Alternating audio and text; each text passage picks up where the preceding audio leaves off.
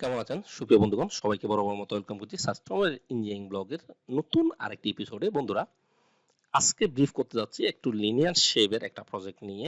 109 feet by 30 fit এই প্রজেক্টের দৈর্ঘ্য।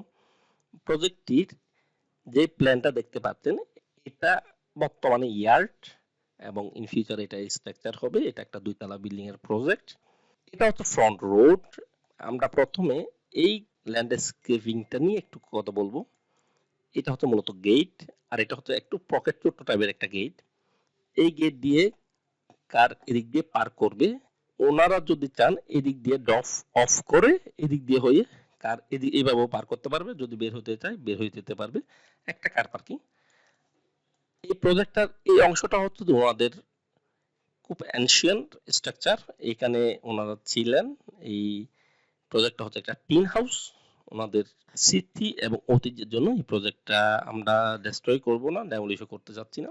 আমরা ঠিক এর সামনে করে এই প্ল্যানিংটা ডিজাইন করেছি। বন্ধুরা, এটা হচ্ছে ইয়ার্ড 1 2 3।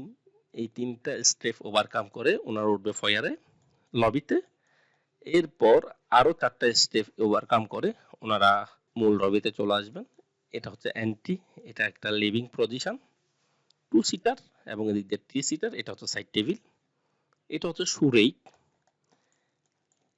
এটা ডাইনিং জোন। এটা ডাইনিং কাম ড্রয়িং একসাথেই এটাকে আমরা চিন্তা করেছি। এটা হচ্ছে ওয়াশিং মেশিন। এটা হচ্ছে ডাব্লিউসি ওয়াটার ক্লোজেট বা বেসিন। এখানে একটা মেমব্রেন থাকতেছে গ্লাসের। বন্ধুরা, আসি এই রুমটাকে নিয়ে। এই রুমটা হচ্ছে, এটার window height 6 feet by 6 feet, এবং এই রুমটার সেটিং অ্যারেঞ্জমেন্ট একটা ক্যাবিনেট। এটা বারান্দা। বারান্দা থেকেই ওনারা এই টয়লেট এন্ট্রি করবে।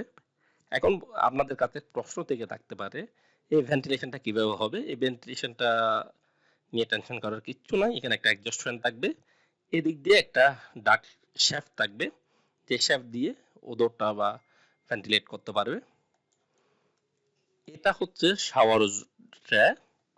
এটা বরাবরের মতো কমোড আপনারা দেখতে পাচ্ছেন, ওয়াটার ক্লোজেটটা। এটা হচ্ছে বেসিন।